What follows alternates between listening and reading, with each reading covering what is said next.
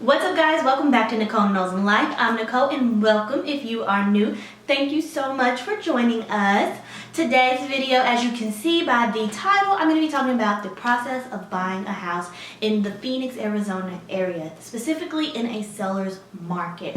Now, I have done videos about what you should know before buying a house, what you should know before moving to Arizona, Phoenix, Arizona specifically. I have been getting a lot of common questions on the video specifically about what you should know before moving to Arizona, about like what it's like, you know, what it's like to buy a house, where to live, all that good stuff. So I thought I'd break it down for you guys today and discuss the process that my husband and I went through when searching for our first home. Now, this is the completely first process I've ever gone through when it comes to buying a house. I've never bought a house before. I've never owned property before. This is my first one. So as you can imagine, it's exciting.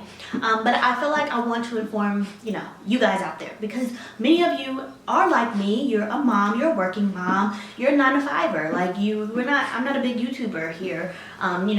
My channel is very, very small, but I feel like it can be very, very informative in this kind of area. So I just kind of wanted to talk to you guys about that. First things first, the actual whole process of buying a house goes a little bit like this. You're searching for a house, which, there's nothing like binding you, but once you find the house that you want, you put in an offer. Now, one of two things could happen. Your offer could get accepted, your offer could get denied. That's just how it is, because the seller, especially in a seller's market, is probably going to take the highest bid. Now, I cannot define what a seller's market is, but what I can say of what I do know about it is it means it's going to be hard for buyers. Prices are rising. We looked in Maricopa because it was so cheap, but since we bought our house, I have not seen a house the same price as our house. I've only seen them 20 grand or more. I haven't seen anything, the same price. So in a seller's market, the demand for a house is high, but I think the inventory is low, which was something we ran into with buying, a house. We pretty much had to almost settle. It was like, you find one you really, really like, you might want to go ahead and put an offer on it. And so that's what I do know about a seller's market, is that the seller pretty much has a lot of control over how the process is going to go, because they have probably plenty of offers on a house and they're going to go with the highest one. Now, so let's say your offer doesn't get accepted. Great. Now you move into phase 2, which would be the inspection. And then after the inspection, then you have appraisal. And then after appraisal, you would normally go to closing. But I wanted to kind of break down each of those steps. So like I said, if your offer is accepted, great. So once your offer is accepted, you would move on to the inspection process. Now, the inspection is where you would start to shell out money. So again, this could be a really expensive process because, one, you have to pretty much put everything on hold when it comes to money. If you have a savings, all your money's going into your savings. If you want to use credit, you cannot. So if you're somebody who normally uses credit cards for things, you cannot. You just can't. You can't have a high debt to income ratio. So what you would do is you would hire an inspector. Your realtor might give you one, or maybe you know one, I don't know, but you would hire an inspector and they would come and inspect everything about your home. Down to the nitty gritty. Is your water running? If the faucets work, lights, your roof, does your roof have holes? Does your just garbage disposal, does that work? They would literally inspect everything. And this is good because this is the part where you figure out, okay, now I like this house, but what's wrong with the house? Is there anything wrong with it? Maybe, maybe not. But there might be things you might find. So for me, we didn't find, actually the house was built in 2013. It was pretty much in almost mint condition. So we didn't really have anything. There was only one thing. It was the bathroom vent was off. They agreed to fix it. And then I think there was a couple of roof tiles missing, but they weren't putting our house in danger. So you might find things that absolutely must get fixed. My best friend, she went through the process at the same time as me, but she did it in Kentucky. She found mold in her house. So that's where it gets tricky. When you find things that need to be fixed and you know it's going to cost money, but you don't want to shell out the money because you're already shelling out the money for the house, then this is where you can really say, okay, well, I want to put in the contract that they fix XYZ. The sellers could either say, yes, we'll fix it, or no. But the key thing to remember is if they do tell you no, they have to disclose it to the next person that they try to sell to. So either way, if that next buyer, is willing to pay for it, or they might not. So sometimes you do have an advantage, I feel like, because as a buyer, if I'm buying a house, then I want the house to be in a really good condition, because otherwise you're just going to shell out money for it, and which is something that I already did. But because it was or is a seller's market, it's really hard to get the seller to agree on things. But luckily, I did not have any issues with the inspection process. So once you get through the inspection process, hopefully it's a breeze for you, but if it's not and you guys come to some agreement, you move on to the appraisal phase. And the appraisal is where an appraiser will come or I don't know if they come to the house, but they run comps on your house, they figure out the value of it. Now, you can either walk away in the inspection stage if, the seller decides they don't want to fix anything, if there was something major that needed to be fixed, or you can walk away during the appraisal phase. Now, the appraisal phase really doesn't affect the seller, it more so affects the buyer. So if you're buying your house for, let's say, $300,000, that's the offer you put in, seller agreed to it, and your house comes back to, it appraises at $250,000, or even at let me just go down, maybe that was too much, $280,000, then this is the opportunity for you to go back and say, well, the appraisal came back in at $280. I'm not buying this house for $300. Let's meet in the middle. I'll buy the house, at $280. Because what happens is the bank won't give you more money than you need. The bank will not give you $300,000 if the house is only worth $280,000. So it's really important for you to know that, and you have to negotiate that, because the seller might be like, well, I'm not, selling it at $280, but you can't buy it at $300 unless you have $20,000 laying down that you're willing to put with it.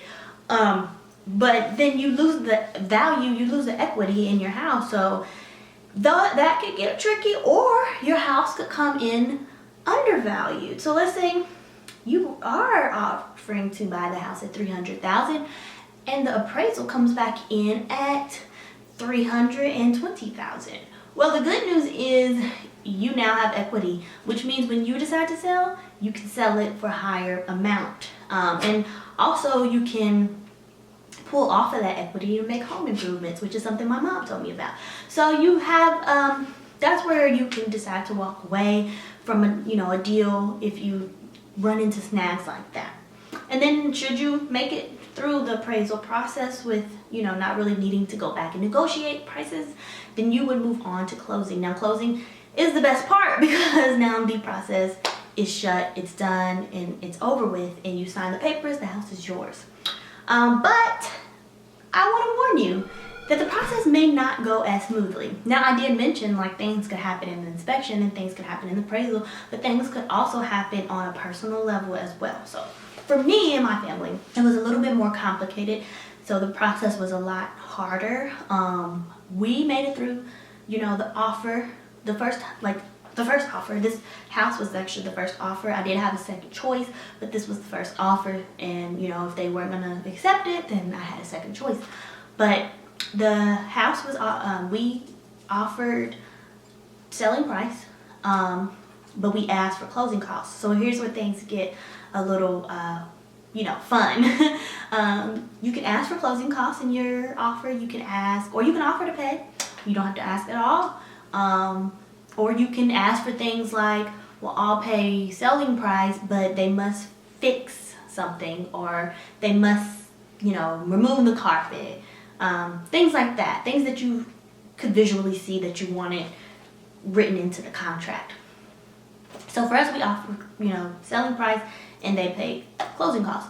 Well, they came back to us and said, well, we got another offer. If you guys don't want to play closing costs, we'll just go, with that offer. And I was like, well, I'm not paying closing costs because the house was dirty. It needed new carpet and new paint. I mean, it was just trifling. The house wasn't even set up to be even shown, but I fell in love with the potential that I could see in it.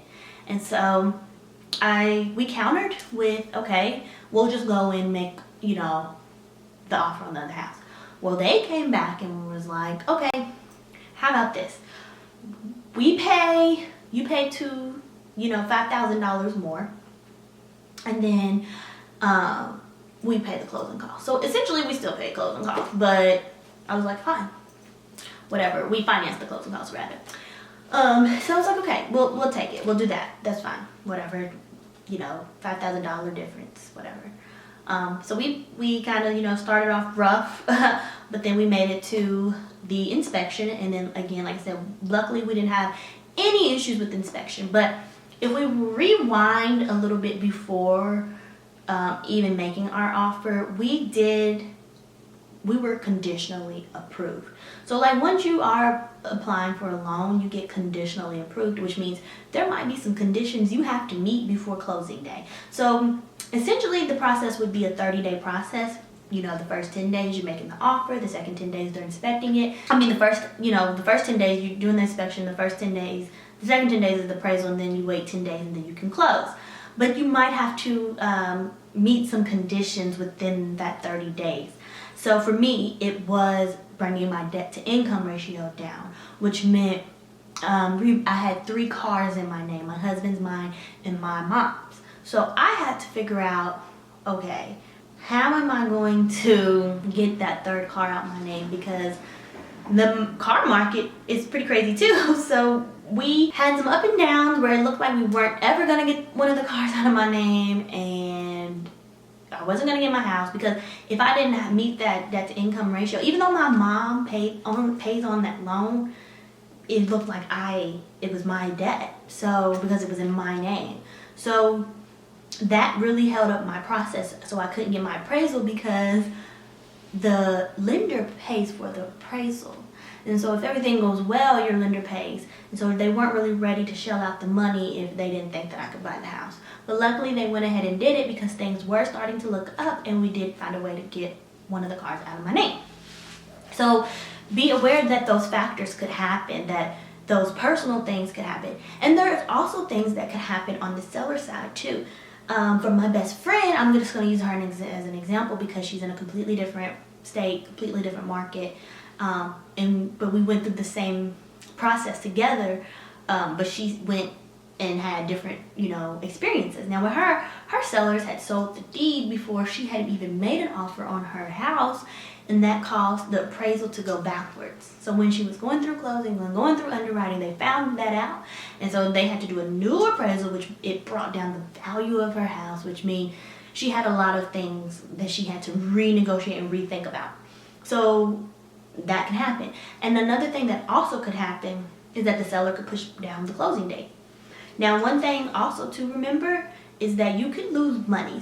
So you have to pay for the inspection, so you could lose money there. And depending on how many times you go through this process, if you put down an offer, you make it through the inspection, and you walk away because the sellers decide that they're not going to fix whatever it is in the inspection, then you lose money. And depending on how many times that happens, you could lose thousands of dollars. This happened to my parents because my parents bought a house a year prior to us buying a house, but they weren't yet in a seller's market. COVID-19 kind of caused that to happen, and I do know I don't know if they were in a buyer's market either, because my mom did say that houses were starting to go fast, but I do remember that they were able to have that advantage of bringing the cost of their home down 20 grand because of something in the inspection, because things in the inspection. So there are some advantages, and there are things that can hold up your process. Like I said, if you have conditions you have to meet, or if the seller does something on their end that causes something to be held up, because I remember we also got an HOA notice about the house needed to be painted before it could be sold. So those little things like that really do matter. So overall, I would suggest if you are buying a home in Arizona right now, be aware that it is a seller's market and that you might not have any advantages. Like I said, you won't have much advantage when you make your offer to the seller, because probably there's a lot of other offers coming in, and we got lucky mainly because our house wasn't even yet on the market. We wanted to see it, and we wanted to see the potential, and so we were actually, I believe that the sellers were kind of trying to play hardball and play a game to get us to pay for closing costs, but I believe we were the only offers and they were just trying to get up out of there. And we also were flexible with them because we didn't have to be out of the house or apartment at a certain time. So I believe that, because they wanted to close so late, because our process didn't actually go through 30 days, it actually, I think, went about 60 days, and mainly because they wanted a specific closing date. And because we were flexible, not a lot of people were willing to close so late. But we were okay with that because we didn't have to rush, and it gave me more time to work on the things that I had to do to get my loan. So if you are in a seller's market, one, be prepared to not have your offer accepted on the first try. I have seen that. I'm in a Arizona Moms Facebook group, and I see moms all the time talk about how it gets frustrating because they can't get an offer accepted, and be prepared to negotiate when it is time. You should speak up if there are things wrong in the inspection period and the appraisal period too, because if your house is overpriced, speak up, because that's money you don't have to shell out. And again, it's money the bank won't give you unless you have that difference to pay. The bank is only going to give you what the house is worth.